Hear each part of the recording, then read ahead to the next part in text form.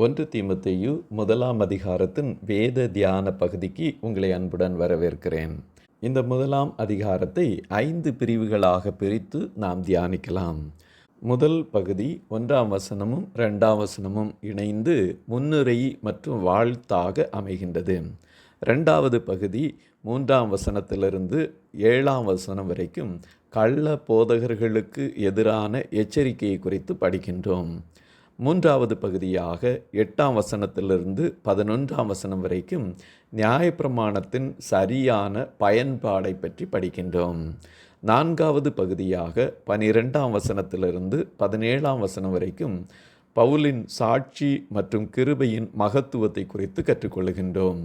5வது பகுதியாக 18ஆம் வசனத்திலிருந்து 20வது வசனம் வரைக்கும் விசுவாசத்திற்காக போராடுவதை குறித்து கற்றுக்கொள்கின்றோம். 1 மற்றும் 2ஆம் வசனங்களிலே முதல் பகுதியிலே பவுலின் அப்போஸ்தலத்துவத்தை குறித்து இயேசு கிறிஸ்துவின் கட்டளையால் தான் அப்போஸ்தலனாய் மாறினான் என்பதை குறித்து சொல்லியிருக்கின்றார்.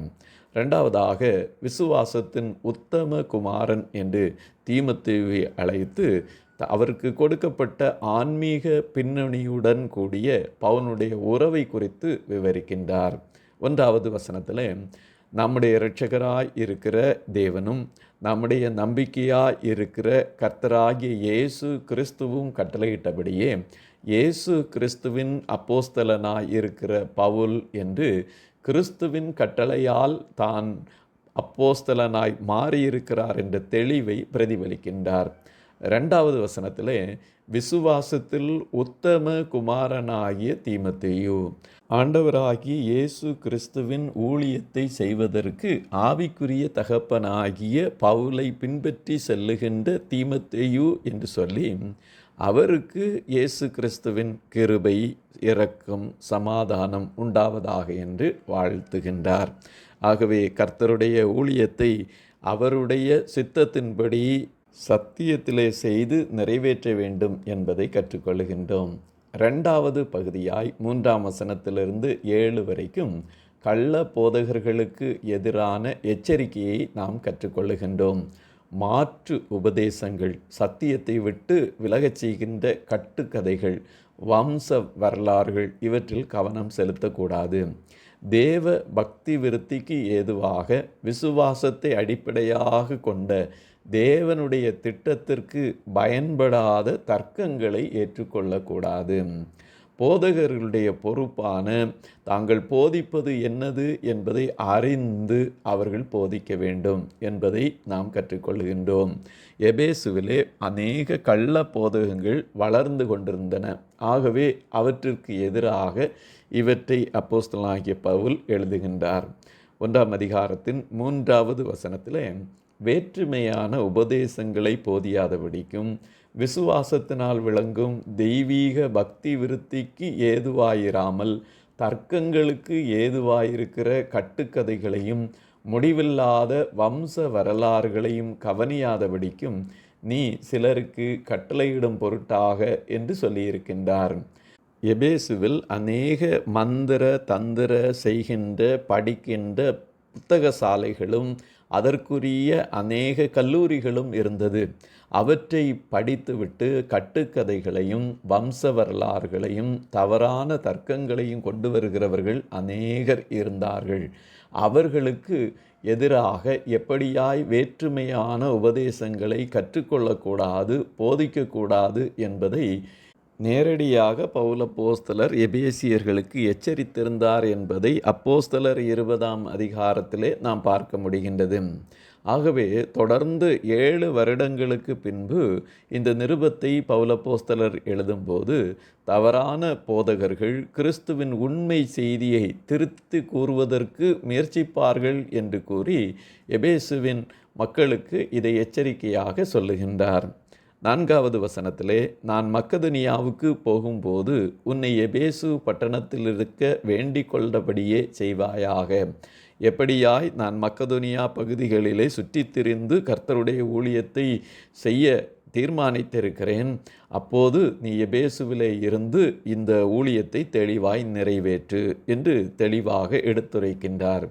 5வது வசனத்திலே கற்பனையின் பொருள் என்னவெனில், சுத்தமான இருதயத்திலும் நல் மனசாட்சியிலும் மாயமற்ற விசுவாசத்திலும் பிறக்கும் அன்பே என்று சொல்லியிருக்கின்றார். அன்றைக்கு வாழ்ந்து கொண்டிருந்த பலர் இன்றைய நாட்களைப் போல அன்புக்கு வித்தியாசமான விளக்கங்களை கொடுத்து கொண்டிருந்தார்கள். ஆனால் அன்பு எப்படிப்பட்டது என்பதை இயேசு கிறிஸ்து சொன்னபடியாய் தெளிவாய் போதிக்க வேண்டும் என்பதையும், சுத்தமான இருதயத்தோடும் நல் மனசாட்சியோடும் விசுவாசத்தோடும் அன்பு கூற வேண்டும் என்பதை தெளிவுபடுத்துகின்றார். இரட்சகராகிய இயேசு கிறிஸ்து யோவான் நற்செய்தி நூலின் 13ஆம் அதிகாரத்தின் 34, 35ஆம் வசனங்களிலே, நீங்கள் ஒருவரில் ஒருவர் அன்பாயிருங்கள், நான் உங்களில் அன்பாயிருந்தது போல நீங்களும் ஒருவரில் ஒருவர் அன்பாயிருங்கள் என்கிற புதிதான கட்டளையை உங்களுக்கு கொடுக்கிறேன். நீங்கள் ஒருவரில் ஒருவர் அன்புள்ளவர்களாயிருந்தால் அதனால் நீங்கள் என்னுடைய சீசர்கள் என்று எல்லாரும் அறிந்து கொள்வார்கள் என்று இரட்சகராகிய இயேசு கிறிஸ்து அன்பை குறித்து நமக்கு சொல்லியிருக்கின்றார். தேவனுடைய வார்த்தையினால் கிடைக்கும் போதனையின் பிரதான குறிக்கோள் என்பது வெறும் வேதாகம அறிவு பெறுவது மட்டுமல்ல, ஆண்டவர் சொல்லுகின்ற சத்திய குணாதிசயங்களான அன்பு, இருதய தூய்மை, பரிசுத்தம், தெளிந்த மனசாட்சி, மாய்மாலமற்ற விசுவாசம் ஆகியவற்றை நாம் வெளிப்படுத்தும் உண்மையான மாற்றம் நமக்குள்ளாக ஏற்பட வேண்டும் என்பதையே இந்த வசனம் நமக்கு தெளிவுபடுத்துகின்றது. 1ஆம் அதிகாரம் 7வது வசனத்திலே, தாங்கள் சொல்லுகிறது இன்னதென்றும் தாங்கள் சாதிக்கிறது இன்னதென்றும் அறியாதிருந்தும் நியாயப்பிரமாண போதகராக இருக்கின்றார்கள்.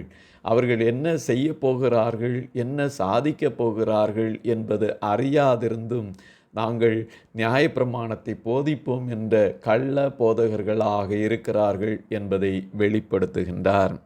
3வது பகுதியாக 8ஆம் வசனத்திலிருந்து 11வது வசனத்தின் அடிப்படையிலே நியாயப்பிரமாணத்தின் சரியான பயன்பாட்டை பற்றி இந்த பகுதியிலே நாம் கற்றுக்கொள்ளுகின்றோம்.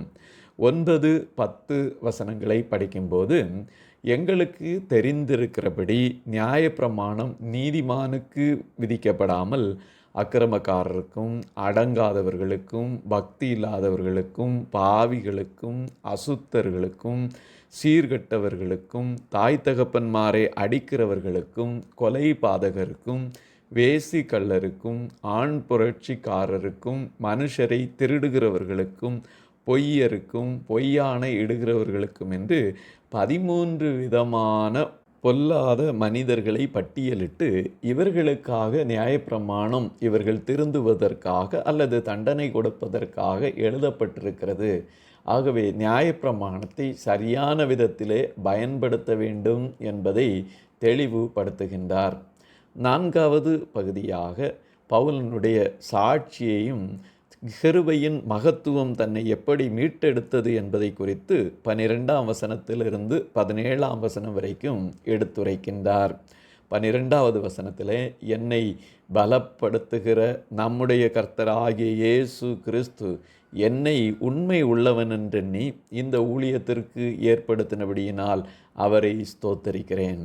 ஆண்டவர் என்னை தெரிந்தெடுத்தார் உண்மை உள்ளவன் என்று, அவர் ஏற்படுத்தினார், அவர் பலப்படுத்தினார் என்பதை தெளிவுபடுத்துகின்றார். 2 தீமோத்தேயு 4ஆம் அதிகாரம் 17வது வசனத்தை படிக்கும் போதும், கர்த்தரோ எனக்கு துணையாக நின்று என்னாலே பிரசங்கம் நிறைவேறுகிறதற்காகவும் புற ஜாதியாரெல்லாரும் கேட்கிறதற்காகவும் என்னை பலப்படுத்தினார். சிங்கத்தின் வாயிலிருந்தும் நான் ரட்சிக்கப்பட்டேன் என்று கர்த்தராகிய இயேசு கிறிஸ்து எப்படி ஏற்படுத்தி பலப்படுத்தினார் என்பதை தெளிவுபடுத்துகின்றார். 13வது வசனத்திலே எப்படி தான் இருந்தார் என்பதை குறித்து சொல்லி ஆண்டவரினால் இரக்கம் பெற்றேன் என்பதை வெளிப்படுத்துகின்றார். முன்னே நான் தூசிக்கிறவனும் துன்பப்படுத்துகிறவனும் கொடுமை செய்கிறவனுமாயிருந்தேன். அப்படி இருந்தும் நான் அறியாமல் அவிசுவாசத்தினாலே அப்படி செய்தபடியினால் இரக்கம் பெற்றேன். அன்பானவர்களே, ஆண்டவரிடம் மனம் திரும்பி வருவதற்கு முன்பாக தவறு செய்திருந்தாலும் அந்த தவறை ஆண்டவர் மன்னித்து இரக்கம் பாராட்டி அவருடைய பரிசுத்த ஊழியத்தை தனக்கு கொடுத்தார் என்பதை தெளிவுபடுத்துகின்றார். இதைத்தான் தீத்துவுக்கு எழுதும்போது தீத்து 3ஆம் அதிகாரம் 5வது வசனத்திலே, நாம் செய்த நீதியின் கிரியைகளின் நிமித்தம் அவர் நம்மை இரட்சியாமல் தமது இரக்கத்தின்படியே மறுஜன்ம முழுக்கினாலும் பரிசுத்த ஆவியினுடைய புதிதாக்குதலினாலும் நம்மை இரட்சித்தார். ஆண்டவர் அவருடைய இரக்கத்தின்படி, பரிசுத்த ஆவியானவருடைய புதிதாக்குதலின்படி நம்மை மீட்டெடுத்து அவருக்கென்று இந்த உலகத்திலே சாட்சியாய் வாழ்வதற்கு மாற்றியிருக்கிறார் என்பதை அறிந்து மனந்திரும்பி அவருக்கு பிரியமாய் வாழ்ந்து மற்றவர்களுக்கும் நாம் இரக்கம் பாராட்ட, அவர்களுக்கும் சுவிசேஷத்தை அறிவிக்க கடமைப்பட்டிருக்கிறோம் என்பதை மறந்து போக வேண்டாம். 15வது வசனத்திலே, பாவிகளை இரட்சிக்க கிறிஸ்து இயேசு உலகத்தில் வந்தார் என்கிற வார்த்தை உண்மையும் எல்லா அங்கீகரிப்புக்கும் பாத்திரமுமானது. அவர்களில் பிரதான பாவி நான். ஆண்டவர் இயேசு கிறிஸ்து இந்த உலகத்திலே வந்தது தீயோர்களை அழிப்பதற்காக அல்ல, தீமை செய்து பாவிகளாய் வாழ்கிறவர்களை இரட்சித்து மீட்டெடுத்து திரும்பவும் அவருடைய பிள்ளைகளாய் மாற்றுவதற்கான பாவ மன்னிப்பை அளிப்பதற்காகவே வந்தார். இதையே இயேசு கிறிஸ்து இரட்சகர் மார்க்கு எழுதின நற்செய்தி நூல் 2ஆம் அதிகாரம் 17வது வசனத்திலே கூறுகின்றார். இயேசு அதை கேட்டு, பிணியாளிகளுக்கு வைத்தியன் வேண்டியதே அல்லாமல் சுகமுள்ளவர்களுக்கு வேண்டியதே அல்ல, நீதிமான்களை அல்ல பாவிகளையே மனந்திரும்புகிறதற்கு அழைக்க வந்தேன் என்றார். பாவிகளையே மனந்திரும்புவதற்கு அழைக்க வந்த ஆண்டவர் பாவியாய் இருந்த பவுலை மாற்றினது போல நம்முடைய பாவங்களை மன்னித்து நம்மையும் பரிசுத்தவான்களாய் அவருடைய பிள்ளைகளாய் மாற்ற கர்த்தர் ஆயத்தமாக இருக்கின்றார். 17வது வசனத்திலே ஆண்டவர் எப்படிப்பட்டவர் என்பதை குறித்த விவரத்தை சொல்லுகின்றார். நித்தியமும் அழிவில்லாமையும் அதரிசனமுள்ள ராஜனுமாய் தாம் ஒருவரே ஞானமுள்ள தேவனமாயிருக்கிறவருக்கு கனமும் மகிமையும் சதா காலங்களிலும் உண்டாயிருப்பதாக. ஆமேன்.